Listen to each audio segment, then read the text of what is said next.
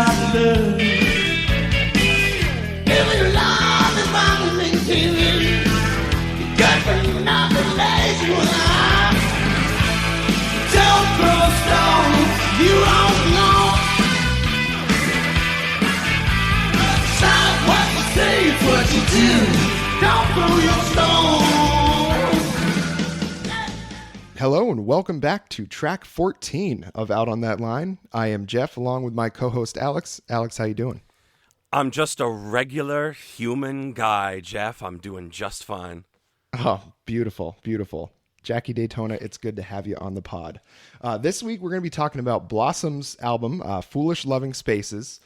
We also have a couple things to mention about the Grammy nominations that just got released today, today being Tuesday, and The Weeknd was snubbed completely. The After Hours album completely ignored by the Grammy committee. How terrible is that? Just totally skunked. Not a goddamn thing. Not a single one. Didn't he walk away with basically the entire AMAs? Yeah, just about everything he was nominated for at the AMAs, he walked away from. So to not even be nominated at the Grammys, and I can understand not winning because I think being nominated is enough of a nod. Like, yeah, you did something great this year, but to not even get that is wild to me with that album. Yeah, I mean, I guess I would equate it with a snub like a lot of people couldn't stomach Uncut Gems, but I thought it was fantastic, and Adam Sandler should have been at least nominated for his role in that. So it's the same kind of thing. Like, what thoughts go into the decision that's made to leave an artist out for something like that? Out of every single category, that's wild. He's a big mainstream star. Big time mainstream star. And I think that hurts him a little bit because he's seen as just a pop star. You know, I don't think people realize kind of how, deep of an R&B artist he is. When you listen to his full albums, you really get the sense of how talented he is and how much he puts into the songs. And I think people just hear an absolute jam like Blinding Lights and kind of ignore the rest of the album, which is a shame. Yeah, I mean, if you think all he is I Can't Feel My Face, you're sadly mistaken. There's a lot of meat on that bone, and I think it's weird, being that he has had such mainstream success, that they don't even choose to recognize it in any small way. But then again, as we were talking about before, the Grammys are fucked up anyway, because you said Jethro Tull beat Metallica for Best Metal Album of the Year. Yeah, that's wild. I mean, Jethro Tull could play some heavy music, but I mean, the Black Album by Metallica, that's one with Enter Sandman, probably one of the biggest album of their career, other than maybe Master of Puppets. What's that? What year was this? This was 1990, I think, either 90 or 91. Yeah, so I mean, it was, and also way after Jethro Tull's heyday. It was crazy to me that happened. I mean, obviously I was 3 years old, so I didn't realize it when that happened. But, when you see all those VH1, recap shows and they talk about that, it's mind blowing that an album as heavy as the Black Album was not given the award. I could understand it if it went to Slayer or another band like that, but Jethro Tull is just crazy. So I guess when I'm upset about The Weeknd getting snubbed, you think back to a decision that they made with Jethro Tull, and you're just well, I guess that makes sense. Well, okay, let me ask you this. Have you heard the Jethro Tull album that won? No. Never bothered. Is it actually metal, or is it just they can't classify it, so they went, oh, close enough? I guess, yeah. And I think they used the metal category as kind of an amalgamation of alternative rock, really. But even that, in 1990, I mean, at that point, Alice in Chains had released Facelift, I think, in 1990. There was several other, Soundgarden was already big. I think Nirvana had released their first album. Maybe that was 92. I'm not sure. But there was all these other bands that it was a big scene. Guns N' Roses existed at that point, and to have Jethro Tull win over any of those is just wild to me. Was Jethro Tull making alt rock in the 90s? That's the wildest fucking thing to me. That this whole thing blows my mind. Yeah, I mean, they had a flute involved. Yeah, I mean, when you have a flute involved, I feel like you're alternative to whatever kind of music people are talking about. The kind of music people listen to. Yeah, that's true. But, I mean, I guess it makes sense because we were also talking about some songs that became very, very popular. And if The Weeknd gets snubbed, the world should just burn down because a song like Dance Monkey, and I've been wanting to really go hard on this one. A song like Dance Monkey by Tones and I has completely taken over the world, and it is a pile of shit. All right, let's hear your bars about Dance Monkey. What bothers you the most? So the first time I heard it was I was working in an office, before all this COVID fun times. And we had, we'd always listen to radio stations in the office. Like there's always music going. And I worked with a few Australians, and apparently the song blew up in Australia. And we happened to one day let's listen to the top 40 songs in Australia right now. And this one was number one. And immediately upon hearing it, I was like, this is just fucking gross. This song sucks so hard. It is terrible. And it's about her. Like she used to be like a busker in some Australian city. I should probably look it up, but I don't give a shit. And it's about like, people telling her like, oh, dance for me. Like, and she's trying to say like, oh, I have to dance for these people. And it's like, you have a terrible voice. Your song sucks. You say the same thing 58 times in it. Like, why this song? Why is this one popular? I think because it has the word monkey in it. I legitimately believe that to be the case. Yeah. Why did Doja Cat Moo do so well? Because the song is literally Bitch, I'm a Cow. Yeah, but at least that's funny. Yeah, it's funny. It's actually a fucking jam, and I'm trying to take my Doja blinders off, but I'm not going to sit here and pretend I didn't watch that YouTube video like 9 times in a row every single day. But, like, yeah, I don't know. This Tones and I thing is suspect as hell. I just don't. She sounds like Macy Gray choking on a Jolly Rancher. And then I'm not trying to be mean, but you see her and you just get mad. You're like, she's a hype beast. She's just like she's dressed ridiculously with the ridiculous voice, making the low effort song, which I will admit, the first couple of times I heard it, as it starts, you're like, what is this going to turn into? Off to a good start. Yeah, and that little piano intro, that little ding, ding, ding, ding, ding, ding, ding, ding. Yeah. But then it just gets terrible from there. Yeah, you're like, oh, they're just warming the plate here. Oh, what kind of sweet buffet delights are they about to ladle on me now? And then they just pour boiling gravy in your lap. It's terrible. Gross. And I'll bet you this song is going to win awards. She doesn't even have an album out yet. Thank God. She's just been coasting on this since it came out. Good. Hopefully she never comes out with one. It's late 2020, and I tell you what, ain't much more of 2020 left. So time's wasting. Yeah, it would be great if it just never happened and we totally forgot about that completely. But you also brought up a great example for a terrible song, and I will posit from an even worse album. So why don't you tell us what you got here? Well, I remember the day very clearly. I was at friend of the pod Mitch's house with friend of the pod Tanner, and he remarked to me, hey, the new Justin Timberlake album came out. Do you want to check that out? Is that lame? And I was like, I don't think it's lame to like Justin Timberlake. I think he's a legitimately talented guy, the most talented guy on the planet. I won't go that far, but whatever. I'm not Timberlake adverse. Like there are some hits that I've liked. So go ahead, put it on. God damn, we had ourselves a terrible time. That album is dog shit. Man of the Woods. Oh yeah. It's garbage. It's like, just because you're from Tennessee doesn't give you the right to put out that bullshit. First of all, Justin, your wife is the only 10 I see, and I don't think it's fair that you get to be married to Jessica Biel. But we'll table that issue in favor of litigating the issue at hand, which is this terrible music you've made that is not country music, that is not R&B, and is not pop, but appears to just be like you freaking out about having a kid. Yeah, and it's just, and I mean, there's always rumors about whether he's really that committed to the relationship. You know, we won't need to. We're not a gossip pod. We do like to gossip, but you know, we don't need to get too deep into that. But just reading through the lyrics, I mean, it's just, I'll be the wood when you need heat. I'll be the generator. Turn me on when you need electricity. What do you think he's talking about, Jeff? Is he talking about fucking? I think so. I have a sneaking suspicion. It's all this wood imagery. It's got to mean something. Yep. The next line, some shit's about to go down. Wow. Yeah. Bob Dylan, ladies and gentlemen. It's just bad. It's Justin Timberlake when he's doing his just like regular old R&B pop songs. Great. Suit and Tie, great song. Like he's Cry Me a River, great song.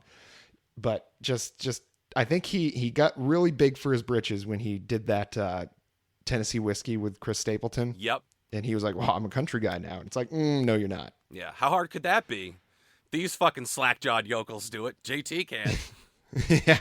He thought he became like a parallel line with country music, but really he just like hit at one point in the line of country music and just bounced off the other direction. Yeah. Took out a whole bus while he was at it. Like, yeah. Jesus Christ. Just hot garbage. It's one of those things that so specifically the song Supplies, which I think is the worst one, which is the lyrics we're talking about. But this is an example of a song that is simultaneously trying to do way too much and not doing enough at all. It's like Duran Duran levels of bad. And please understand when I say that. What I mean is there's a good song in there somewhere, but you put a hat on a fucking hat and now it's ruined. It's too many Durans. Yep. Why don't you just be Duran? Duran. Simplify. And Justin Timberlake pulls the exact same move. It's all over the place. You have this great lane that you're in. Some people are in the pocket for a reason. Just stay there, Justin. Give us what we love. Make us feel safe. Make a Christmas album. I'd love a little Justin Timberlake Christmas. I hate Christmas music. But I'd listen to him sing about chestnuts roasting on an open fire. He's a good wholesome boy. Yeah, and I think take some advice from your buddy Chris Stapleton. I assume they're buddies. That's why they did the song in the first place. And just like Chris Stapleton is great at never putting too much into a song. That's true. That's what you did here with this album, Justin. And with this song Supplies, I mean, like worst of the worst. It's bad. I just imagined him sending it to Chris Stapleton and he'd be like, "Hey Chris, did you listen to the song yet?" He just totally hasn't. Yeah, it all sounds great, Justin. Good luck with the career, slugger. And just stops returning his calls. Yeah. Changes his number. That's why Chris Stapleton moved to the woods. Yeah. Get away from Timberlake. Jesus. I got to get out of Nashville. Timberlake knows where I live. Holy shit. Oh man. All right. So what do you say we move on to the album of the hour, Blossoms, Foolish Loving Spaces. Now this was an audience request by a friend of the pod, Tanner. And Tanner, let me tell you, we're never taking another one from you again. Yeah, what the fuck, man? Yeah, I don't know why you thought this was going to be a good one for us, but we're about to spend the next 40 minutes treating you like The Undertaker did Mankind in that Hell in a Cell. As God is my witness, Tanner, we are going to break you in half. All right. Well, actually, Tanner, we're lying. We both thought this one was pretty decent.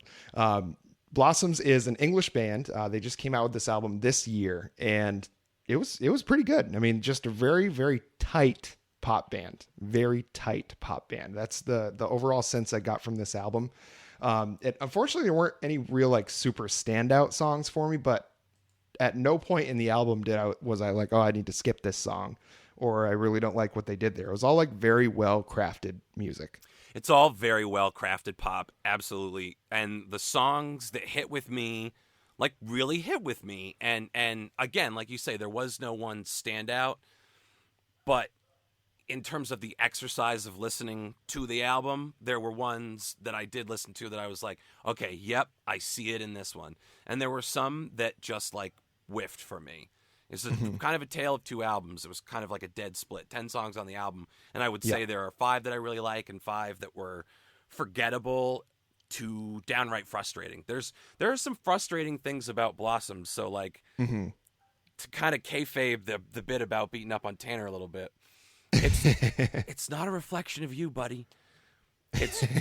But like I have some gripes with the guys in Blossoms and certain things about the songwriting and the end product, but I guess we'll cross that bridge when we get there. Yeah, just a preview for Tanner to gird his ass. The first song, the opener on the album, If You Think This Is Real Life, is just kind of a classic song. It seems like to me, it's like you acting like you don't care when you really do. And, I feel like a lot of people have done this where it's like you don't really want to admit the feelings that you have, and it seems like the other person's feeling the same way, so you just kind of dance around each other in this weird little ritual that young people do. But it's, it's again like a well-crafted pop song, but this was one that kind of was pretty forgettable for me. Was like, okay, let's get on to the next. Which is so funny because it's designed, like by design, it's supposed to be stuck in your head. If you think this is real life, which is a pattern that they repeat quite a bit and over and over and over. Not just in that song, but in subsequent songs, they'll just do these like big hits in a pattern to lock you in, and you kind of find yourself singing the song. But like, I got no like innate joy out of the fact that it was stuck in my head. Not that it's a bad song. It's just like the programming for me became way more obvious than like the artistry, as like kind of hipster and shitty of a thing that is to say. It's just how I felt, where I'm like, you can't say this is bad, but it's just kind of like, hey, first song on the album. Are you ready to party? And I just felt a little condescended to, I guess. But that's like a minor hipstery thing.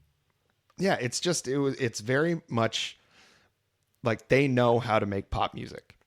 They know how to do it. They know how to make those hooks, because there's a lot of hooks on this album that were very good, that really stick in your head. There's no shortage of really great moments in this album, but it's just a lot of, his vocals never really stray from just that very sweet, kind of tenory sound.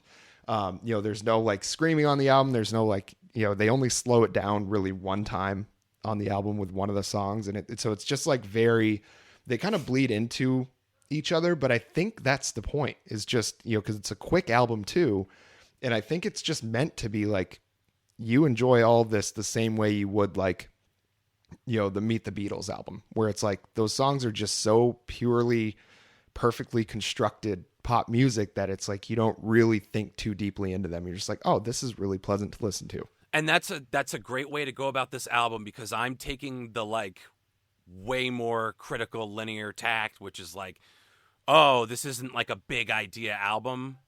And that's just kind of like what I'm programmed to, like when I listen to music, try to dig into like, okay, where was the artist when they wrote this? Like, where were they mentally and emotionally, and like, what are they trying to share of themselves? So sometimes it's like difficult for me to just listen to songs that are songs for song's sake, and to like be okay with that. So it's good that you say, yeah, if you're listening to it as like purely constructed music, it's bang on. But if you're looking for something that's going to like change your outlook on life and kind of help you find new inroads into your personal philosophy, I don't think this is the album to do that. I don't think that's a strike against it either. That's just me drawing a weird line in the sand with Blossoms. Yeah. And it's, there's nothing offensive about the lyrics. Like none of them I thought like, oh, that's a really dumb lyric. No. There was nothing that was very deep either. Everything was very much like you could tell exactly what he's singing about on the surface. So if all you're looking for is a good, like, oh, this is a nice little pop album to listen to, it fits right in, with many others in the line, like Phoenix, same thing. It's got that very synth heavy kind of really dance beat kind of backbone to it. And just very, like, the lyrics all fit tightly together. The band is very tight, and it's just very easy to listen to. So, but when you start to really try to dig in and look deep into it, you're not going to find a lot there, but what you find isn't going to piss you off either. Right. Yeah. I guess I'm in my head about how crabby I sound about the album, and I'm not that fucking down on it at all. It's just like, I feel like it's one where I would kind of like to be more critical of it, because it's something you enjoyed that maybe could have been better or different, and because you enjoyed it, you kind of want to explore that. So I guess nobody take my criticism of it as like, this is a bad album. I guess I just want to discuss like things I thought were missteps, because I did like it.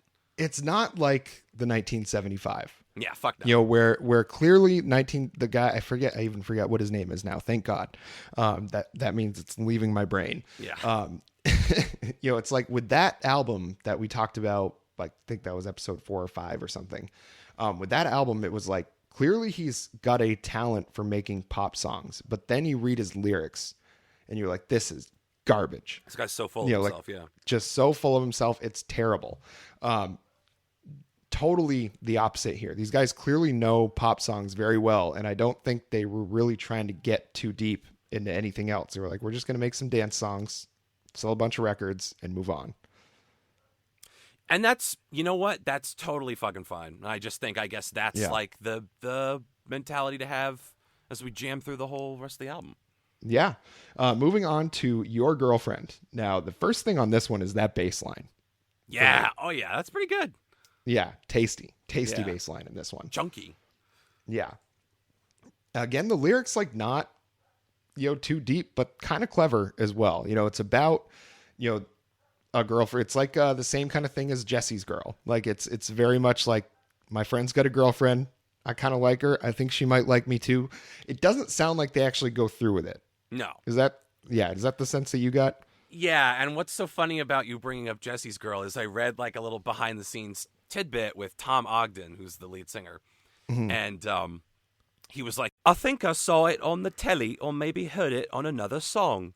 Someone was saying they're in love with their friend's girlfriend. And I thought, oh, that's a good, strange take on a love song. And I think that shines through in the way the song grooves.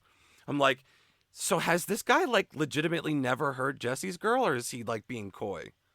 I guess. And I mean, it's not like Jesse's Girl is the only one either. Exactly. It's like, that's the most obvious one that came to mind for me. But there's probably been a zillion songs about liking your friend's girlfriend. Well, and I was like, is this a Greta Van Fleet situation where they're just, like, significantly younger? Because they, like, discovered Talking Heads while working on this album. And I went and I looked, and the guy's 30, or the guy's 27. Tom Ogden is 27. Yeah, and I'm like, that's not that young. That's not much younger than me. Like, you never heard Jesse's Girl, or are you fucking with us? Because that's funny if you are. Yeah, I mean, it's like, when he's clearly so good at making pop music, like Jesse's Girl is one of the biggest pop rock songs ever. I mean, Jesus. And to like just say, oh, I never really heard somebody do that. It's like, yes, you have. Maybe you just didn't realize, but it's literally the name of the song is Jesse's Girl. Like, what else is that going to be about? I don't know. A nice girl dog? I guess. And I mean, it makes sense. I think that's why the way he writes songs, and I kind of looked into that stuff too, is like, it doesn't seem like he takes it very seriously at all. No. It's like he gets a quick idea in his head. He's very good at, I think, constructing the music. And then he's like, oh, I need some lyrics on this. And he's good at coming up with words that rhyme and lyrics that sound catchy and coming up with the hooks and stuff. So like, if he had something like real to say, if he really got introspective on an album, I'd be really interested to hear what that sounds like. I would too. And that's part of my gripe is that like, just dig a little deeper and you like look into their background. And I'm not saying that like, suffering breeds great art, but these are like very uncontroversial, naive, untroubled guys. I don't say naive as a slam. I wish I wasn't. I have no reason to be as cynical about some things as I am, but I am. And anyone that's not that way, you're a better person than I am. So like, I truly envy like their kind of like their stance on their music and their persona, which is like, yeah, we're not the cool guys, but that's okay. We've always been comfortable operating on the outside of the periphery. And I'm like, that's a great thought, but we do live in a culture where like a girl puts on glasses, like I'm such a nerd. Yeah. So like the mainstream and the outskirts, like you've had the level of success now where you are the mainstream, like it or not, and it doesn't make you untalented. So get that notion out of your head that like, well, we're proud to be uncool, but by definition of your success, you're cool to a lot of people. Yeah. So I guess like don't bank on that and like dig deep, be willing to alienate some people and like put your feelings out there. And if you suck at writing about yourself, at least you tried. Mm-hmm. So and it's like, who the fuck am I, right? Some asshole sitting in a room that's collapsing in on itself talking about this album. But like, again, it's one of those like, I'm hard on you because you're better than me and I know it. Yeah. Kind of thing. Yeah, it really is. I would be very, very interested to hear him write. Not saying I want something bad to happen to him, to have some like real sadness to pull from, but it's like I'd like to hear, just more of, instead of him just saying I'm going to write a pop song right now. I'd love to hear more of like, if something pissed him off one day, like to really dig into that and not be afraid to write a song that's a little angry, because there really aren't any songs on here that are a little angry.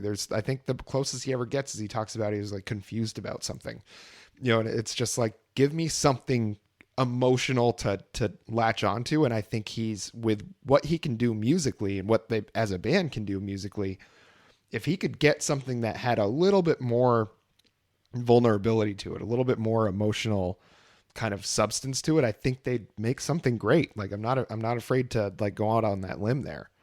I'll join you out on the fucking branch, because I agree. I think there's a lot of potential in this mix, but you hit on another thing for me. I realized like we were kind of stalled out on the first two songs here. I promise it won't all be like this, but it's an important thing to get out is like Tom Ogden, when he sings, is a little too dispassionate for me.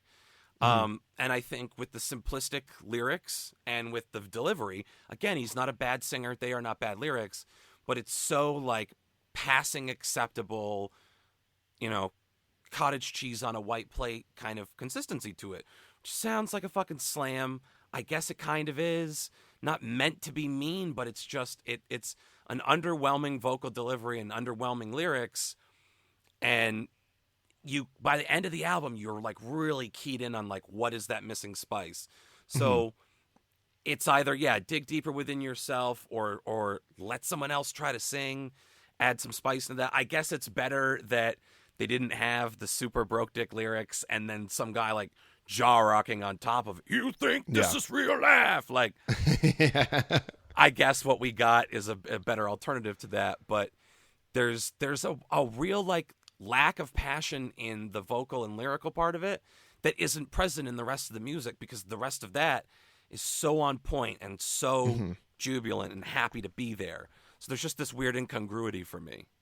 Yeah, it's like the lyrics and the vocals don't quite get up to the level of the music and like where you want it to go, And so moving on to The Keeper, the next song, this one had some really great melodies. The way that, the bridge where he says, I'll hold you, I'll kiss you, I'll stone for you, I'll miss you. The way he repeats that, it's got a very kind of cool, like just Flaming Lips vibe to it. Yeah. And it's like, and I don't even like the Flaming Lips. Like, I think I don't like them at all. But it had that kind of sound to it. The way the harmonies worked, the way that it was, and I wrote down, I was like, it's just tight, tight, tight. Like the whole thing is just very well crafted. The piano in it just has like a really kind of cool swing to it. So it's like, they're like just about there on every single song. They're like right at the cusp of me being like, this is a fucking awesome song. And then it's just something kind of holds it back. And it's usually the vocals and the lyrics that do. Yeah. And I will say, I really like this one. And I added it to a personal playlist afterwards. If that tells you, like, I'll go back to it. I really enjoyed this song. I love the use of the fucking gospel choir in it. You say Flaming Lips. I totally hear that. I also hear the Shins. I know you're not a Shins guy. I am. I'm like, as much as the next guy for the Flaming Lips, but pro Shins. I've been to see the Shins. So I totally get those vibes. I get a little pinch of ABBA. ABBA's all over this one. ABBA's all throughout this album. Fucking, unfortunately, U2 is all over this album. Talking Heads. Yeah. The Keeper's just a jam, man. It's another song that, again, it doesn't have a big brain, but it has a huge vibe. Yeah. And it just, that's what kind of carries you through. Like, I specifically, to carry the Shins back into it, I remember the song Australia was like the song of my romance with someone that I was seeing in Boston. And it was like, you're so in love, and like that song plays, you hear it in a completely different way, and it's conveying all of this emotion to you, and it's kind of arresting. So like, this has that same potential. It's just got a great feeling.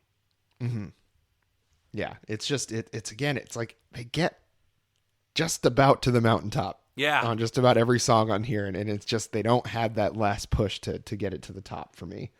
Yeah, and they don't even cake their pants. They just go, let's just turn around now and go back down. Yeah, it's like, oh, we've gone far enough. And it's just like, come on. It's like they leave you wanting. You know, and Fellas. it's not like I wasn't happy to be there listening to this album, but it's just that just didn't give that final push to me being like, yeah, this is a classic. Because the musically, like pop wise, like it doesn't get a whole lot better than the music that they put together for this one. It's just you need, you know, it's words and music, like they say in Eddie and the Cruisers, words and music. Like you can't go anywhere without both. Yep. And it's just that they just fall short on the lyrics, I think. The next one is My Swimming Brain. And apparently he was just inspired. He was in New York and he saw a band and he was like, oh, well, they were a different band. Like they had a really crazy sound or something like that. And he was just inspired to write a song. And it ends up sounding very similar to the rest of their songs. It's not as if, you know, he heard something different. It's not as if it produced something totally different. Right. But the lyrics on this one are just like very, very kind of weird, very stream of consciousness to me. Yeah, I mean, even just like My Swimming Brain is weird. Do you have any like specific examples of stuff that you were looking at? Yeah, I mean, My Swimming Brain, like I won't lie, it's true. I forgot to be your lover because I'll never get through me and my swimming brain. And it's just like there's you know what he's trying to say, but it's almost like he's getting just a little too existential on this one. Yeah. Yeah. Yeah, and I guess like I tried to like create a story for it, and it was like a guy who's too distracted / self-involved to pay attention to his lover. I guess is like what I extrapolated out of it, because it's not a concrete story.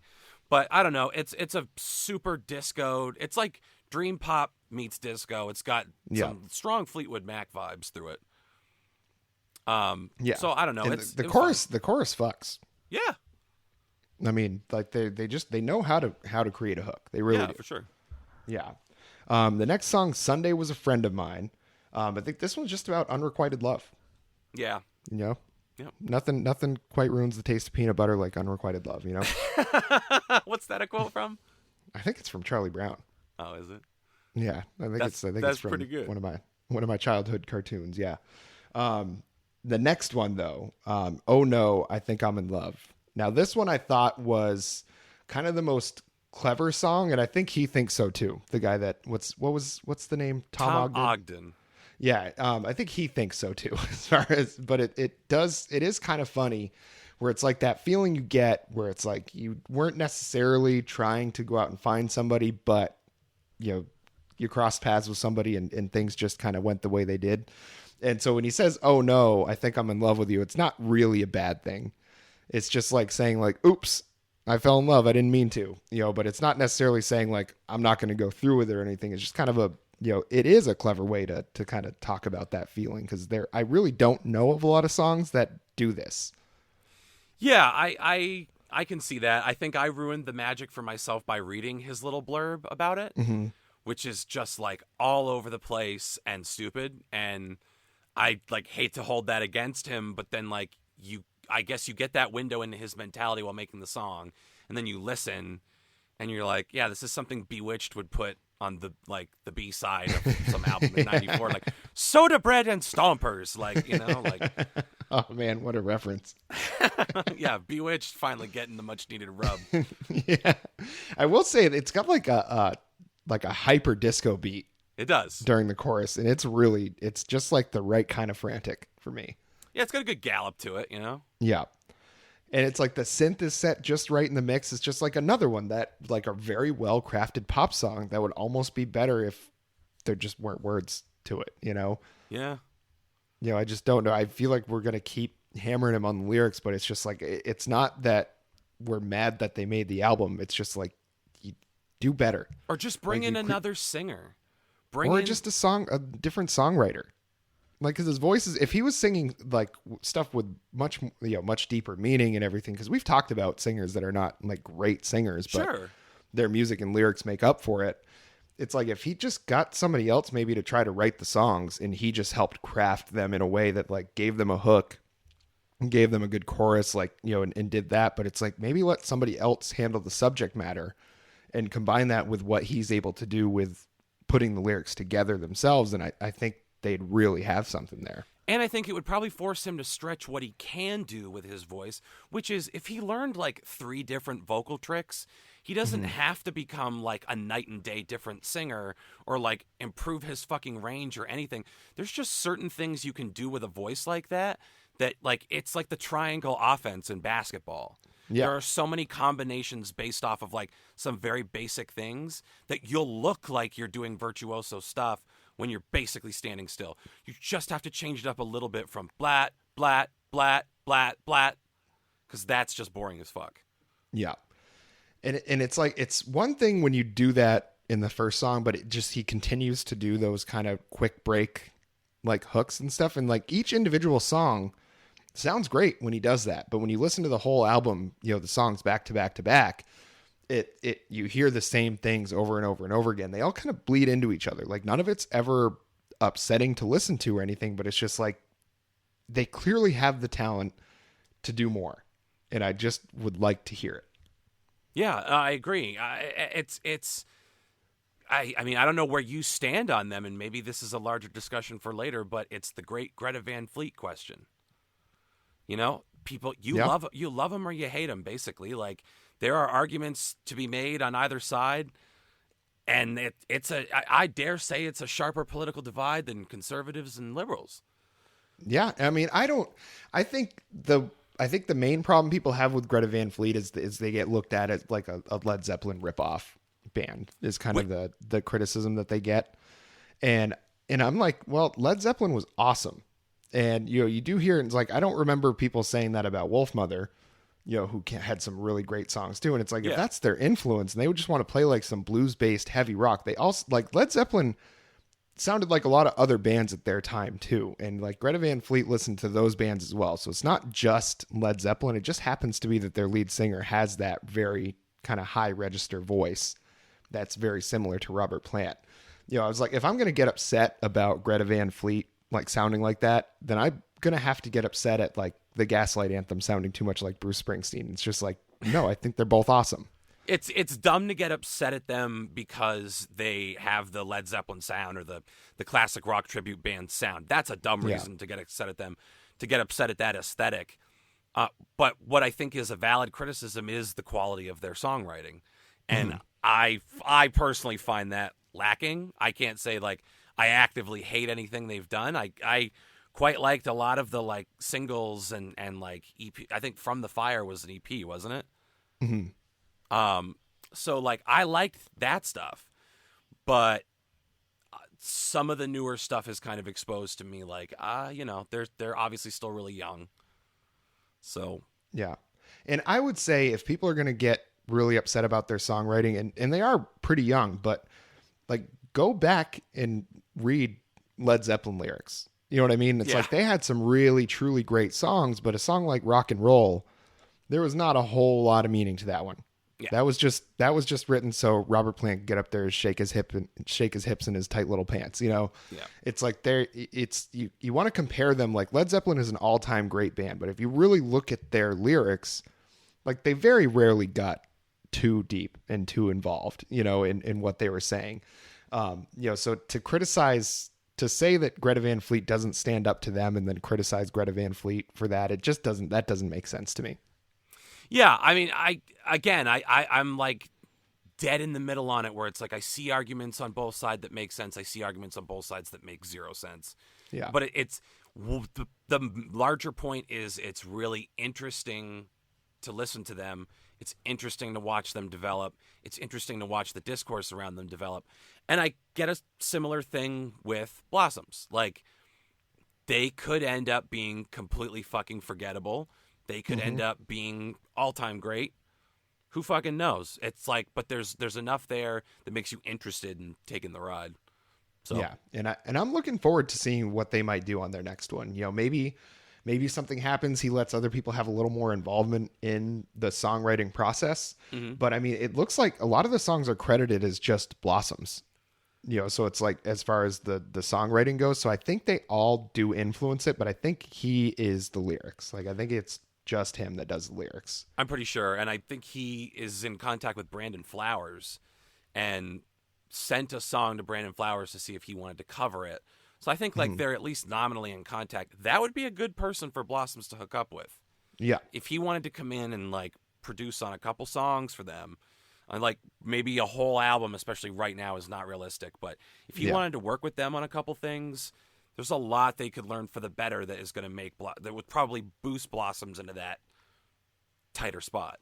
Yeah, because I mean, you look at the Killers, and like the Killers at their best is when those huge bombastic lyrics meets those huge bombastic musical lines. Like it's just, that's when the Killers is at their best, with like Runaways or Somebody Told Me. It's just like they match, the vocal energy matches the musical energy, and I think that's where Blossoms falls a little bit short sometimes. And it's not as if it ever ruins the song, but it's just like, it's fun to listen to, but it's like there's just, you feel like there's more to get there. Like they've just scratched the surface of what they're capable of doing.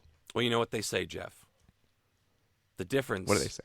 Between ordinary and extraordinary is that little extra.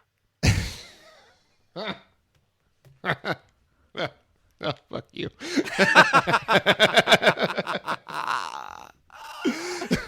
God, oh man, it feels just like my other podcast now. Oh, God damn you. So we'll keep moving here. Romance A, and that's the name of the next song. So this one, I kind of started getting the sense that, if folks have listened to a lot of Arctic Monkeys, the way he does his verses is kind of similar to the way that Alex Turner writes his, where it's like, not necessarily like you read them and you're like, how does that fit together? But then you hear him sing them and you're like, oh, he just manipulates the words, and he doesn't do it like Elvis Costello or Leanne LaHavis does it, where they just extend out some syllables and stuff. It's just, he might give a little bit more space between certain words to make everything kind of line up meter wise. And that Romance A song was kind of the one that I got that sense, and I was like, oh, just, clearly a British band influenced by another British band. And I will say everything Arctic Monkeys has done has outstripped anything Blossoms has done so far. But maybe those influences of bands that are kind of better than they are in the music echelon, maybe that gives them the push to get to that level. Yeah, I mean, I hope so. I have nothing nice to say about this song, so I'm going to do what my mama said, not say anything at all. That is fair enough. So the next one is My Vacant Days, and I don't really have anything nice to say about this one either. Nothing really bad, but it's the first kind of slowed down song. They kind of took it easy on this one, so it was a nice little break just musically, but it's just not really anything to write home about. No, I mean, I appreciated it, like you said, as a little lull in the action. Is very like uncomplicated Joni Mitchell kind of Carole King type thing. Mm-hmm. Just a good, almost like an interlude, I guess. So and it was cool because it was like, hey, it's just the acoustic guitar and the piano and some like subdued vocals. So it's like, that works as like a little break from all this disco and stuff. Like, all right, so whatever. Yeah, it was nice to have the variability was great. I think, again, like lyrics, I just want more from you, Tom. I just want more from you. Give it to us. Yeah, next song, the penultimate song, is Falling for Someone. And I think as far as like lyrically, it might be kind of, one of the stronger ones, just because it felt like, it was, I felt like it was the most personal I had seen from him at this point on the album. And it's about just kind of that exciting time at the beginning of a relationship when you're both like nervous and like eager to see what happens, still getting to know each other, still kind of getting to know yourself in that relationship. And so as far as that goes, like, it's a good subject matter for a song. I didn't mind it. It's a subject matter that lends itself to being a song that, once again, is more of a vibe than a thinker. You're supposed to feel it, not sit there and ruminate over the message. So it works on that level pretty perfectly. I like this one too, actually. I realize now that, like, I mean, look at my insane notes over here. It's like the back of the Rosetta Stone. But I starred this one. I like it. It's not like, whoa, it changed my life with its beauty and grace. But yeah, it was fun subject matter, and it was done well. It was song done well. Yeah. Yeah, and then like we were saying, this was a pretty short album, so we're already to the last song. And this one, I think, is the best song on the album, at least for me, was Light Gravity. And lyrically, I think this one is by far the best one. just because I felt like this was finally, if lyrically, if he had done every other song on the album to the level that this one was, and like this one, you know, we're not going to put this up with like some of the greatest songs of all time or anything like that, but it really would have put this album into the like better albums of the year. You know, if lyrically he could have matched this one with the rest. Yeah, again, because if you bring up all the lyrics to that quality, I have like far fewer gripes and a way different interpretation of this whole album. Because if at that point it's just like, I don't think the vocalist does enough exciting stuff with his voice, like I don't really get a sense of his range, he doesn't take a lot of chances. If that's the main gripe, that's another super fixable thing down the line. But like, you know, the lyrics are more of a problem. So it's good to see on this song that it's like, you know, maybe move in this direction.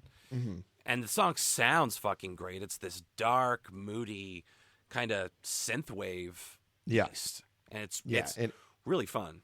Yeah, and it was the producer, or the guy from the band is called The Coral, but this guy James Skelly, I think, was one that produced a bunch of the songs on this album.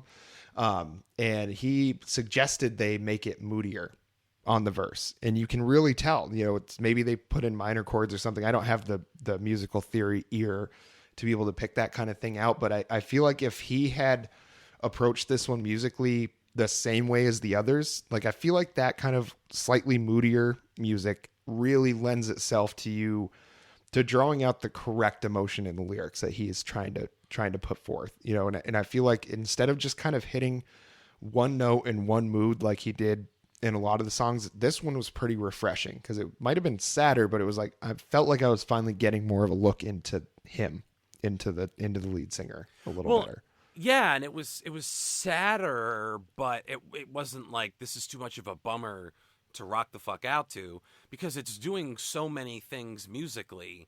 It's not one of the ones that's super locked into, like, dogmatically locked into patterns, and it changes interestingly, and like as the song goes along it evolves. It's not like, okay, we went through A, we went through B, we went back to A, we went to B, as a little treat we went to C, and then we loop back to A and finished.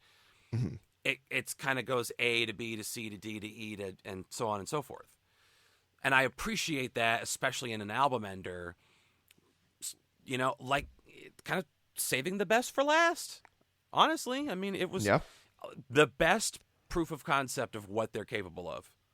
Yeah, and I think this was the one, you know, because through the whole album I was like, okay, well this is nice, this is good, you know, through the whole thing, but nothing really got me like super excited. And then I heard this one, I was like, okay, well if they're capable of this, like what happened on the rest? Like why wasn't the rest this good? And hopefully the next album they come out with, and apparently he's already got it basically written. They're working on it. You know, yeah. So, you know, hopefully the next album is a lot more of Like Gravity and a lot less of the rest. You know, the musically it was all gravy, but lyrically was just very, very dry. Like it didn't offer me a whole lot.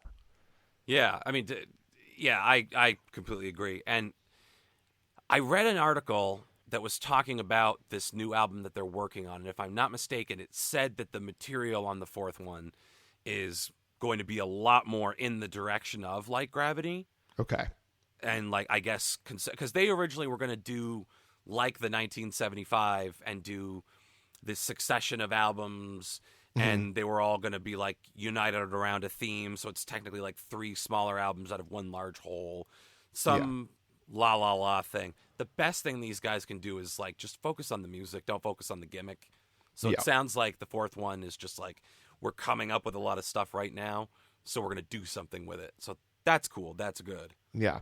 Well, I hope so. I mean, I hope if it's an album full of songs that were as good as Like Gravity, then I think I'm going to be really excited to hear it. Yeah, me too. Yeah. And I will say, you know, overall, like I would say go ahead and stream this album. You know, I don't think you should go into it expecting to have your world changed, but if you just want to have like a good 35-minute or so album to listen to pass some time, like you could do a whole lot worse than this one. Yeah. And I will say, and again, this sounds like such a mean thing to say, I don't have a strong urge to recommend it, but I have no reason not to recommend it. Yeah. So just very, very middle of the road. Yeah. And it's like people could say that's a cop out, but it's like, it's not really. When you out there listen to this album, like, I think you're going to understand exactly what we're saying. It really depends on the context that you're listening to it. It's if you're expecting like a Bob Dylan or like even like a Bruce Springsteen level of lyricism in this, like, you're not going to really find it here. But if you're looking for something that's just like, Phoenix type pop music or like Foster the People type pop music, that's just like really good, fun to listen to and good to have on in the background, no matter what you're doing. Like, that's exactly what this album is. And I for the record, I am saying stream it, because my exact rationale again was I don't have the urge, I don't have the reason not to, so give them the benefit of the doubt and listen and figure out if, like, I'm full of shit, if we're full of shit, if we're, that's the point, is to go listen to the music, not just us. Yeah, and tell us if you think we're full of shit. Yeah. I can take it. Yeah. I mean, the thing is this was a recommendation from Tanner, who both of us have listened to zillions of albums with, you know what I mean? So it's not as if we don't know exactly what his music tastes are and that kind of thing. So it's like, we were obviously going to accept whatever he wanted to tell us. And I think he waited until he had one that he thought we were going to really like. And, I think we probably didn't get the reviews of it that he was looking forward to on this one. So sorry about that one, Tan Man. Yeah, but, yeah, it's just, again, I don't really have anything bad to say about it other than I just felt like I wanted more from it. Yeah. And I guess the things that I'm saying that you would technically classify as negative are not meant negatively and out of anger or out of any kind of resentment or hatred or anything like that. Again, I'm really interested in what they're doing, and I liked a bunch of these songs. Mm-hmm. It's just like, if you want me to keep eating at this restaurant, baby, you got to put some carrots in this stew. You know what I'm saying? Yeah. It's just like there's two in like in the art world, it's like they tell you either, sometimes you're supposed to focus on the negative space, sometimes you're not. Mm-hmm. And I felt like you didn't really have a choice but to focus on the negative space in this album. And it's not as if the album was a negative in general, but the negative space being the kind of lack of really in-depth lyricism in this one. Like, it's hard not to notice that when the rest of it was so good. Yeah. Tanner obviously I'm sure he'll be somewhat taken aback by the reception, but he's not going to take it personally. And it's not like meant personally. Like, there was some other album that got suggested that we like went after, and it's like not meant to be, or not even like, it was Whiskey Myers. It was like not meant to like dissuade your cousin, any of the things that I said. Yeah. It's like, this isn't a referendum on your taste. This is just like, you took a chance, and like, we can only be honest about it, because the alternative is like, well, we don't want to hurt anyone's feelings, so we'll just say everything is great, which I don't think anyone came to hear was sycophantic behavior. If you did, let us know, and we'll be sycophants for you. Yeah, and I think we very clearly have hated a few albums that we've done. I mean, 1975 and Taylor Swift, they can catch these hands anytime. Yeah, they're making the worst of 2020 list for Out on That Line. Ooh. There's an idea. Oh, segment idea. There's an idea. That is, well, folks, maybe perhaps the most organic thought process we've ever had on Out on That Line. I'm tingling from head to toe.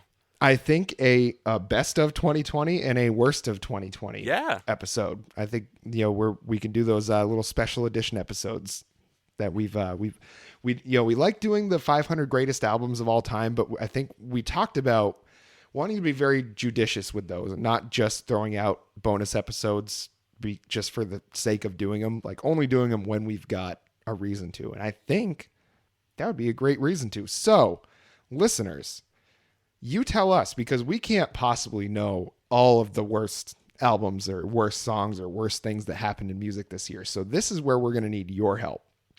So if you've got an album that you heard this year, maybe it was one of the ones that we reviewed on here and you went and listened to it and you were like, wow, fuck these guys. Can't believe they made me listen to this one. Tell us that. Or if there's one that we haven't talked about, that you think was terrible, or one you thought was really great, let us know. The more ideas we get for that, the better it'll be. And I think that's a great idea for a couple episodes. Yeah, fuck yeah. Why not? God, that was organic. That was I'm like 6 to midnight, buddy. That was People that was talk incredible. about destiny, but So you can let us know on our socials. It's going to be Out on That Line 1 on Twitter, Out on That Line on Instagram, Out on That Line at gmail.com for the emails. That might honestly be the best way to do it. If you have more than one, just give us a little list of the best ones that you think happened or the worst. I think we might have a little more fun with the worst albums of the year because, we love being negative about things here on Out on That Line. So let us know. That would be great. That's a really good idea, Alex. Well, thank you, Geoff. Yeah. I sure do appreciate it. I'll be taking a larger share of the Patreon profits this month. Yeah. When we eventually get to that, we expect everybody to subscribe and give us your money. Yeah, pony up. Come on, guys. Yeah. Keep bringing those album submissions in too. We really, it's this sort of thing is like, because we get kind of stalled out on what to do. If there's nothing that's brand new that's come out, or we get in our own heads and we're like, do we really want to do an episode about this one? Because, it's just us that thought of it, and like, who really wants to hear that? So when we hear an audience suggestion, that really helps us out because it's usually out of left field, one that neither of us would have picked otherwise. So it's really good to do that. And in fact, fiance of the pod, and sometime down the road here, we'll do this one, I think. Megan Thee Stallion just came out with her new album. And it's called Good News, baby. Yeah, and I think it is pretty good news. I think, spoiler alert, I thought it was pretty good. So look for that one on a future episode. And, just keep those coming because that's where we have the most fun. Yeah, definitely. And we have some nice little surprises in the hopper here in the next couple weeks. So, oh yeah, I'm looking forward to it. I'm bullish on Out on That Line. Yes, we're gonna go up just like the Dow. That's right, baby.